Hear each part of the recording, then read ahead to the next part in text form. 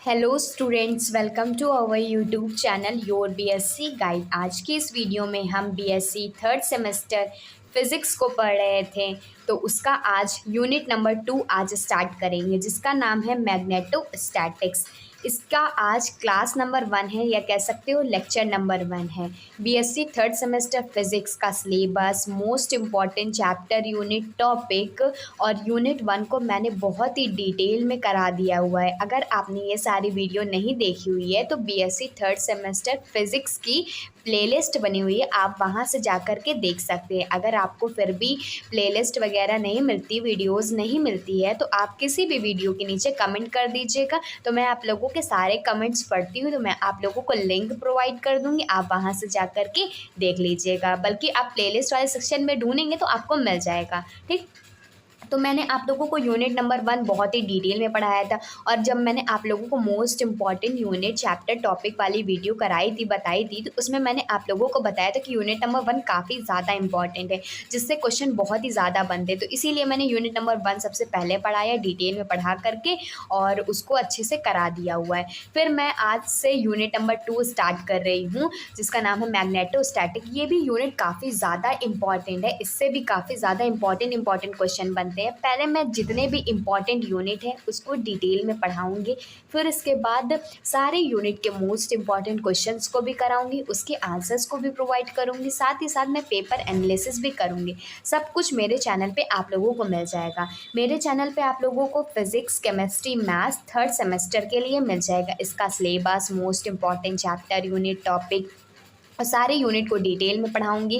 PCM के जितने भी, मतलब फिजिक्स, केमिस्ट्री, मैथ के जितने भी यूनिट हैं, सारे यूनिट को डिटेल में पढ़ा करके उसका इंपॉर्टेंट क्वेश्चन, उसका आंसर, पेपर एनालिसिस सब कुछ कराऊंगी। तो इसीलिए मैं आप लोगों को कहती हूँ कि चैनल को सब्सक्राइब करके रख लीजिए, ताकि मेरी हर वीडियो की नोटिफिकेशन जो होगी, अगर आप नोटिफिकेशन बेल को भी ऑल पे सेलेक्ट करके रख लेते हैं, तो मेरी हर वीडियो शाम को 6 बजे और 8 बजे आती है, शाम को आती है। तो आप लोगों को आधे घंटे पहले उसका नोटिफिकेशन मिल जाएगा, तो आप लोग किसी भी वीडियो को देख लीजिएगा।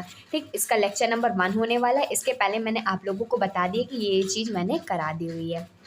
यूनिट नंबर काफ़ी ज़्यादा इंपॉर्टेंट है, यूनिट नंबर 2, इसको मैग्नेटोस्टैटिक्स। सबसे पहले आज जो होने वाला है काफ़ी ज़्यादा इंपॉर्टेंट और बेसिक लेक्चर होने वाला है। और जितना मैं आप लोगों को नोट्स इस यूनिट में पूरा बनाऊंगी, उतना नोट्स आप लोगों को पूरा का पूरा अच्छे से पढ़ना है, क्योंकि जितना मैं आप लोगों को लिखवाऊंगी ना, उतना आप लोगों को एग्ज़ाम में भी लिख के आना है। हर एक चीज़ पता होना चाहिए, मैं हर एक टॉपिक कवर करने की कोशिश करूँगी। ठीक, तो आप लोग वीडियो को पूरा देखिएगा, स्किप बिल्कुल मत कीजिएगा। नोट्स नहीं बना रहे हैं, गलती कर रहे हैं, बना रहे हैं तो बहुत अच्छी बात है। कमेंट करके बताइए कौन कौन नोट्स बना रहा है और कौन कौन उस टाइम पर प्रेजेंट रहता है। आप किसी भी टाइम वीडियो देखिए, बस आप प्रेजेंट कर दिया करिए, ताकि मुझे भी पता चल सके कि मेरे इतने सारे बच्चों ने देखा हुआ है, अच्छे से समझते हैं, पढ़ते हैं। क्योंकि बहुत हल्के मत लीजिए कि बहुत हल्का है, ग्रेजुएशन नहीं, फिजिक्स वगैरह तो टफ है, तो आप लोगों को उसी हिसाब से पढ़ना है।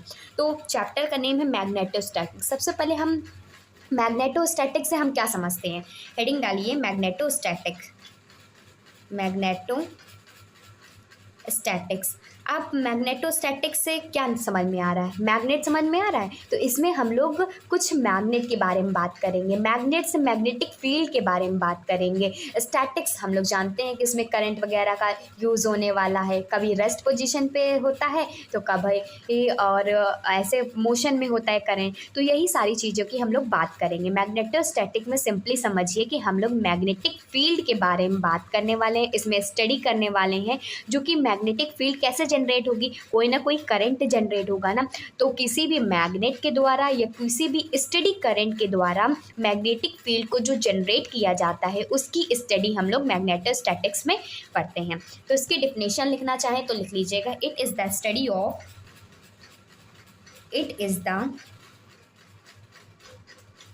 स्टडी ऑफ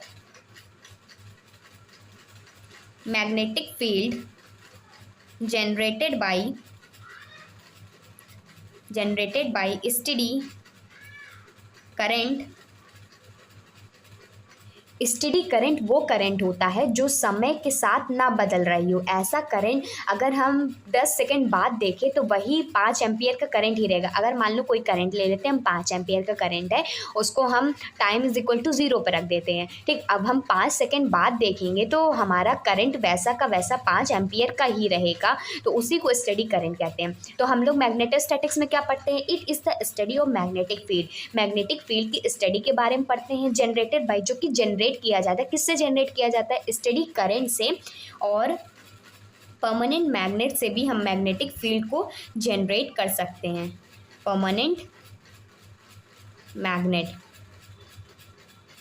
स्टेडी करंट और परमानेंट मैग्नेट से जो मैग्नेटिक फील्ड जनरेट किया जाता है उसकी स्टडी को ही हम लोग मैग्नेटोस्टैटिक्स कह रहे हैं। अगर आप नोट्स नहीं बना रहे तो बहुत ज़्यादा गलती कर रहे हैं, क्योंकि मैं आप लोगों को वही टॉपिक लिखाती हूँ, वही उतनी ही चीज़ लिखाती हूँ जो कि एग्ज़ाम के पॉइंट ऑफ व्यू से मोस्ट इंपॉर्टेंट है आपके लिए, ठीक। और जितना जितना मैं आप लोगों को लिखवाऊंगी, आप देखिएगा जब मैं आप लोगों को मोस्ट इंपॉर्टेंट क्वेश्चन कराऊंगी तो देखिएगा इसी में से ज़्यादा मैं आप लोगों को बताऊंगी कि यही चीज़ आप लोगों को एग्ज़ाम में भी लिखना है। तो आप वीडियो को पॉज करिए और नोट डाउन करते हुए चलिए। ये बाद में समझ के लिए मत रखा करिए कि हम बाद में नोट डाउन कर लेंगे, तो ऐसा मत किया करिए। जैसे आज आपने क्लास देखी, आज एक लेक्चर हुआ तो आज आप कंप्लीट कर लीजिए, तो ऐसे आप लोग के ऊपर बर्डन भी नहीं बनेगा, ठीक। तो अब इसके बाद क्या पढ़ेंगे? अब हम लोग मैग्नेटिक फील्ड की जब हम लोग स्टडी के बारे में ही पढ़ रहे हैं तो नेक्स्ट हेडिंग क्या पड़ेगी? मैग्नेटिक फील्ड पड़ेगी।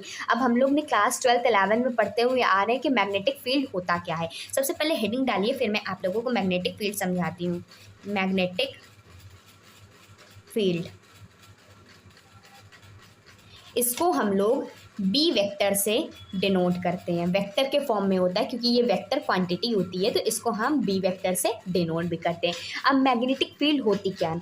जैसे कि पहले यहाँ पर समझ लीजिए, हमने कोई एक मैग्नेट ले लिया, ठीक, जिसका नॉर्थ पोल होता है, साउथ पोल होता है, और मैग्नेटिक फील्ड, और ये इसका रीज़न हो गया जहाँ पर अगर किसी भी सब्सटेंस को रखा जाए तो वो अपने तरफ खींच लेती है। तो मैग्नेटिक फील्ड एक ऐसा रीज़न होता है अराउंड द मैग्नेट कि जहाँ पर अगर कोई भी सब्सटेंस को रखा जाए तो मैग्नेट अपनी तरफ अट्रैक्ट कर लेता है। तो यही जो रीज़न कहलाता है, इसी को मतलब इसी जो रीज़न के अराउंड जो फील्ड क्रिएट हो रही होती है कि इसी फील्ड के अंदर कोई भी सब्सटेंस को अपनी तरफ खींच लेगा। अब मान लो कोई सब्सटेंस यहाँ पर रखा है तो इसके ऊपर कम अट्रैक्टिव फोर्स लगेगा कि नहीं, और इसके ऊपर यहाँ पर रखा है, इसी के फील्ड में रखा हुआ है तो ज़्यादा पर अट्रैक्शन लगेगा। समझ में आ गया? अब इसकी डिफिनीशन लिखते हैं। जितना मैं आप लोगों को हिंदी में भी समझाती हूँ, इंग्लिश में भी उतना ही समझाती हूँ। देखिए, आप लोग प्योर हिंदी लिखेंगे तो उतना एग्जामिनर को थोड़ा बैड इम्पैक्ट पड़ता है। आज के टाइम पे इंग्लिश ही सबसे ज़्यादा प्रेफरेंस में रखा जा रहा है, ठीक। तो अगर आप इंग्लिश में आंसर लिखते हैं प्रॉपरली, मैं हिंदी में भी समझाती हूँ, ऐसा नहीं है कि मैं हिंदी में नहीं समझाती, मैं हिंदी में प्रॉपरली समझाती हूँ, फिर उसके बाद इंग्लिश में भी वही चीज़ ट्रांसलेट करके ही लिखना होता है, ठीक। एग्जामिनर के ऊपर भी अच्छा इम्पैक्ट पड़ेगा कि बच्चे ने अच्छे से समझा भी हुआ है, अच्छे से पढ़ाई भी की हुई है, ठीक। तो इसमें लिखेंगे मैग्नेटिक फील्ड में लिखेंगे ऐसा region, the region around a magnet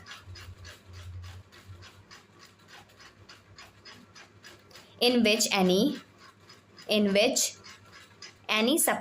magnetic substance, मतलब कोई भी मैग्नेटिक सब्सटेंस होने चाहिए। अगर हम यहाँ पर आयरन का पीस रखें तो आयरन अट्रैक्ट करेगा कि नहीं? मैग्नेट अट्रैक्ट करता है। मैग्नेटिक सब्सटेंस होना चाहिए कि वो अट्रैक्ट कर सके, ठीक। एनी मैग्नेटिक सब्सटेंस फील्स, वो क्या फील्स करेगा? एक फोर्स टाइप का फील्स करेगा। कैसा फोर्स होगा? वो मैग्नेटिक फोर्स होगा, ठीक। मतलब ऐसा रीजन किसी भी मैग्नेट के अराउंड जहाँ पर कोई भी मैग्नेटिक सब्सटेंस मैग्नेटिक फोर्स को फील करता है तो इसी को हम लोग are known as magnetic field. इसी को हम लोग मैग्नेटिक फील्ड कहते हैं। इसको हम लोग मैग्नेटिक इंडक्शन और मैग्नेटिक फ्लक्स डेंसिटी भी कहते हैं। क्लास 12 में आप लोगों ने इतना नहीं पढ़ा होगा, ग्रेजुएशन के लेवल की फिजिक्स है, तो इसको हम लोग मैग्नेटिक इंडक्शन के नाम से भी जानते हैं और मैग्नेटिक फ्लक्स डेंसिटी के नाम से भी जानते हैं। तो नेक्स्ट पॉइंट इसमें लिखिएगा, आप पॉइंट्स में आंसर को रिप्रेजेंट करेंगे, एग्जामिनर और अच्छा खुश हो जाएगा, ठीक। तो इसको कहेंगे also known as magnetic induction, या कह सकते हो magnetic flux density. Magnetic flux density. ठीक, अब इसकी यूनिट क्या होगी, अब यूनिट भी देख लीजिए। यूनिट की बात करेंगे तो यूनिट होती है newton upon ampere metre, ampere metre, जिसे हम लोग वेबर अपॉन मीटर स्क्वायर के नाम से भी जानते हैं। और कहीं कहीं पर जो मैग्नेटिक फील्ड की जो मोस्ट यूनिट जिसका बहुत ही ज़्यादा यूज़ होता है वो है टेस्ला, जिसको हम लोग टी से रिप्रेजेंट करते हैं। तो यूनिट क्या हो गई, न्यूटन एम्पियर मीटर हो गई, और वेबर मीटर हो गई, और ये सब एसआई यूनिट है। ठीक, एसआई यूनिट की बात कर रहे हैं। न्यूटन एम्पियर मीटर को वेबर मीटर स्क्वायर भी लिख सकते हैं और इसको टेस्ला भी लिख सकते हैं। इसकी एक सीजीएस यूनिट भी होती है। सीजीएस यूनिट क्या होती है, सीजीएस यूनिट इसकी होती है सेंटीमीटर ग्राम पर सेकंड की होती है गॉस। इसकी सीजीएस यूनिट क्या है, गॉस होती है। और 1 गॉस का फॉर्मूला होता है टेस्ला के फॉर्म में 10⁻⁻⁴ टेस्ला होता है। ठीक, होप आप लोगों को समझ में आ रहा होगा। अगर आपको एक बार में नहीं समझ में आता आप वीडियो को रिपीट करके देख सकते हैं। मैंने आप लोगों को मैग्नेटोस्टैटिक बताया, फिर मैग्नेटिक फील्ड बताया। मैग्नेटोस्टैटिक्स में हमने देखा कि मैग्नेटिक फील्ड की स्टडी के बारे में पढ़ते हैं, जो कि किसी स्टडी करंट या परमानेंट मैग्नेट के द्वारा क्रिएट की जाती है। फिर मैग्नेटिक फील्ड ऐसा रीजन होता है किसी भी मैग्नेट के अराउंड जहाँ पर किसी भी मैग्नेटिक सब्सटेंस अपने आप को मैग्नेटिक फोर्स एक्सपीरियंस करता है।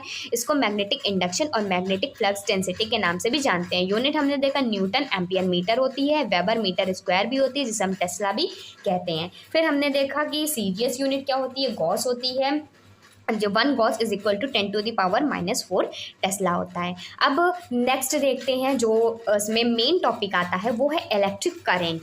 इलेक्ट्रिक करंट जो है यूनिट 2 का फर्स्ट मेन टॉपिक है जिसके बारे में हमें पढ़ना है। और यही स्टार्टिंग के मेन टॉपिक हम लोगों ने पढ़ लिया ना तो पूरा चैप्टर बहुत ही ज़्यादा ईजी होने वाला है। तो नेक्स्ट हेडिंग डालेंगे इलेक्ट्रिक करंट।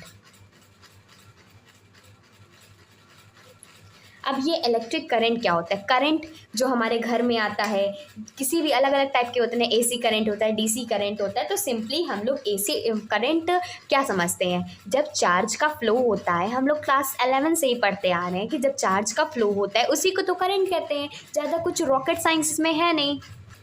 तो इसमें लिखेंगे इलेक्ट्रिक करंट में flow of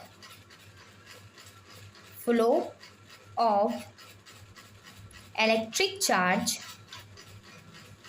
through an electric conductor और स्पेस। इसमें कह रहा है इलेक्ट्रिक करंट का मतलब होता है कि इलेक्ट्रिक चार्ज का फ्लो होना किसी भी इलेक्ट्रिक कंडक्टर में। मान लेते कोई ये हमारा कंडक्टर है जिसमें चार्ज फ्लो हो रहा है। ठीक, चार्ज कैसे हो रहा है, फ्लो हो रहा है। तो कैसा चार्ज फ्लो हो रहा है, मतलब इलेक्ट्रिक चार्ज फ्लो हो रहा है किसी भी इलेक्ट्रिक कंडक्टर में, उसी को हम लोग इलेक्ट्रिक करंट के नाम से जानते हैं। इसको किससे डिनोट करते हैं, इसको सिंपली आई से डिनोट करते हैं, डिनोटेड बाई आई। और हम जानते हैं कि current is equal to charge per unit time होता है। ये इसका फॉर्मूला होता है। क्यू क्या होता है, चार्ज होता है, Q is equal to charge, और टी क्या होता है, टाइम होता है। अगर हम टाइम को 1 सेकेंड ले लेते हैं तो हमारा जो करंट हो जाएगा वो टोटली चार्ज के इक्वल हो जाएगा।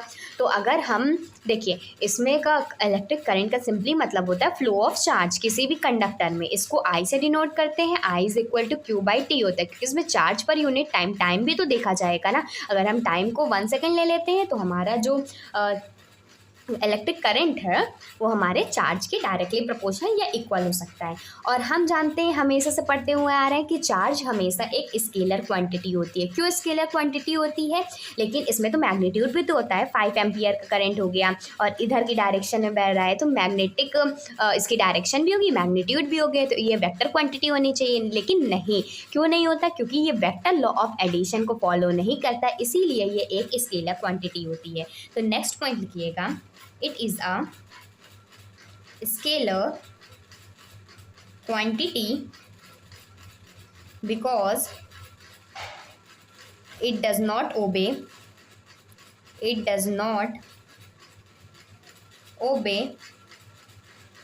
vector law of addition। ये वेक्टर लॉ ऑफ एडिशन को फॉलो नहीं करता, इसीलिए ये एक स्केलर क्वांटिटी होती है। और चार्ज कितने टाइप्स के होते हैं, हम लोग जानते हैं कि दो टाइप के चार्ज होते हैं। इलेक्ट्रिक करंट में जो चार्जेस वगैरह होते हैं दो टाइप के, एक पॉजिटिव चार्ज होता है, एक नेगेटिव चार्ज होता है। जो पॉजिटिव चार्ज होता है वो हायर पोटेंशियल से लोअर पोटेंशियल फ्लो करता है, जबकि जो नेगेटिव चार्ज होता है वो लोअर पोटेंशियल से हायर पोटेंशियल फ्लो करता है। ठीक, तो ये कैसे फ्लो करता है उसके बारे में मैंने बता दिया, इसको लिखने की ज़रूरत नहीं है, बस इतना समझिए कि ये एक स्केलर क्वांटिटी है, वेक्टर लॉ ऑफ एडिशन को फॉलो नहीं करता है। और ये देखिएगा इसमें एक पॉइंट और लिखिएगा कि इलेक्ट्रिक करंट सिर्फ पॉजिटिव डायरेक्शन जहाँ पर होगी वहाँ पर ही ये फ्लो करेगा। तो लिखेंगे electric current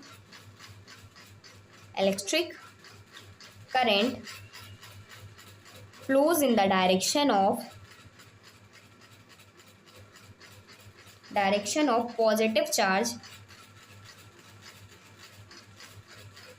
and opposite to the negative charge.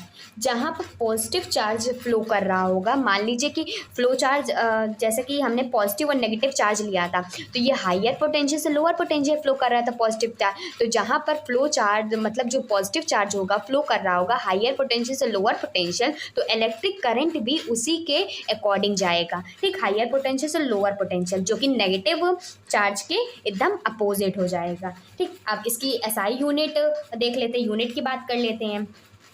SI unit क्या होती है चार्ज की होती है एम्पियर। एम्पियर कैसी होती है, क्यों कूलम की चार्ज की जो एसआई यूनिट होती है क्या होती है, कूलम होती है। और टाइम की क्या होती है, टाइम की होती है सेकेंड। कूलम पर सेकेंड को हम लोग एम्पियर भी कहते हैं। तो चार्ज की जो एसआई यूनिट हो गई वो हो गई एम्पियर। अब इसकी डायमेंशन की बात कर लेते हैं। डायमेंशन क्या हो जाएगा, ए है एम्पियर, एम्पियर का क्या होता है ए हो जाता है डायमेंशन। ठीक, आप लोगों ने क्लास 12 में पढ़ा होगा। अब हम लोग इंस्टैंटेनियस करंट के लिए निकालते हैं। सबसे पहले हम क्या जानते हैं, since we know that I is equal to Q upon T होता है, हम ये फॉर्मूला अभी पढ़े हैं। इंस्टैंटेनियस में क्या होता है कि किस टाइम पे उस डैट इंस्टेंट पे, मान लीजिए कि जैसे कि ये करंट हमारा फ्लो कर रहा है, तो ये इस टाइम पे कितना करंट हमारा फ्लो हुआ किसी भी कंडक्टर में एट दैट इंस्टेंट, मतलब उसी टाइम पे कितना करंट फ्लो हुआ, उसी को इंस्टैंटेनियस करंट कहते हैं। तो इसको हम लोग I से रिप्रेजेंट करते हैं और इसमें हम लिमिट लगा देते हैं, डेल्टा टी टेंस टू 0 और बाकी ये डेल्टा क्यू हो जाता है और ये डेल्टा टी हो जाता है। इसको हम लोग इस तरीके से भी लिख सकते हैं D Q upon D T. ये किसके लिए है, लिख दीजिएगा फॉर इंस्टैंटेनियस इंस्टैंटेनियस करंट। ठीक, एक चीज़ मैं आप लोगों को और बता दूँ, मैं वीडियो बहुत ही ज़्यादा लंबी नहीं करूँगी क्योंकि बहुत सारे बच्चे बोर हो जाते हैं। तो मैं चाहती हूँ छोटी छोटी क्लासेस हो, लेकिन मैं आप लोगों को क्लासेस रेगुलरली प्रोवाइड करूँगी। अगर हो सकेगा एक दिन में 2 क्लासेस भी प्रोवाइड कर दूँगी। इसीलिए मैं आप लोगों को 2 टाइम दी हूँ, 6 PM पे 8 PM पे। 6 और 8 PM पे आप चैनल को सबसे पहले सब्सक्राइब कर लीजिएगा, नोटिफिकेशन बेल को ऑल पे सेलेक्ट कर लीजिएगा। तो इससे क्या होगा ना, आधे घंटे पहले आपको नोटिफिकेशन आ जाएगी कि क्लासेस होने वाली, तो आप उसी टाइम देख लीजिएगा, नोट्स भी प्रॉपर्ली बना लीजिएगा। क्लासेस रेगुलरली चलती रहेंगी। ठीक, और एग्जाम से पहले मैं आप लोगों को सारा सिलेबस करा दूंगी। अगर आपके कोई छोटे भाई बहन है, फर्स्ट सेमेस्टर में है, फर्स्ट ईयर में है, तो आप उनको भी मेरा चैनल रिकमेंड कर सकते हैं क्योंकि उनकी भी लेटेस्ट क्लासेस भी स्टार्ट हुई हैं। पिछले साल मैंने आप लोगों को जैसे पढ़ाया था पूरा syllabus, most important chapter, unit, topic, सारे यूनिट को डिटेल में, अब की तो मैं और भी डिटेल में लेकर के आ रही हूँ, तो उनको भी ज़रूर रिकमेंड कीजिएगा। अब इसके आगे के जितने भी क्लासेस होने वाली काफ़ी ज़्यादा इंपॉर्टेंट है, जिसमें हम लोग करंट डेंसिटी के बारे में पढ़ेंगे और भी इलेक्ट्रिक पोटेंशियल्स वगैरह के बारे में पढ़ेंगे और भी इंपॉर्टेंट टॉपिक को पढ़ेंगे। तो वीडियो इतनी ही रखते हैं, ज़्यादा लंबी नहीं क्रिएट करूँगी। आप लोगों को वीडियो अच्छी लगती है तो लाइक कीजिएगा, ज़्यादा से ज़्यादा शेयर कीजिएगा और कमेंट करके बताइएगा भी। मैं आप लोगों के सारे कमेंट पढ़ती हूँ। ठीक, कोई भी डाउट रहता है तब भी कमेंट करिए करिए, नहीं तो आप लोग ऐसे कमेंट करके बताया करिए कि आपको वीडियो कैसा लगा, अच्छा लगता है तो वो भी बताया करिए। ऐसे ही मैं आप लोगों को पूरा सेमेस्टर वाइज पूरा गाइड करने वाली हूँ। मेरी भी मेहनत लगती है, आप लोग थोड़ा सा देखिए, थोड़ा सा आप लाइक करेंगे तो उस चीज़ का मुझे पैसा नहीं मिलता है, बस अब बस ये मिलता है, मोटिवेशन मिलता है कि इतने स्टूडेंट ने देखा, इतने स्टूडेंट ने लाइक किया और कमेंट करते तो और ज़्यादा अच्छा लगता है कि आप लोगों को समझ में आ रहा है जो मैं आप लोगों को पढ़ा रही हूँ। तो ज़्यादा से ज़्यादा कमेंट कीजिएगा, ठीक, और शेयर भी कर दीजिएगा अपने फ्रेंड सर्कल में, अपने ग्रुप्स वगैरह में, तो ताकि बहुत सारे बच्चे ऐसे भी होते हैं ना जिनके पास फाइनेंशियल इतना पैसा नहीं होता है कि वो पैसा दे करके पढ़ सके, तो वो फ्री ऑफ कॉस्ट मैं आप लोगों को हर एक कंटेंट, हर एक चीज़ प्रोवाइड कर रही हूँ। तो आप ज़्यादा से ज़्यादा शेयर कीजिएगा। Good bye and stay safe.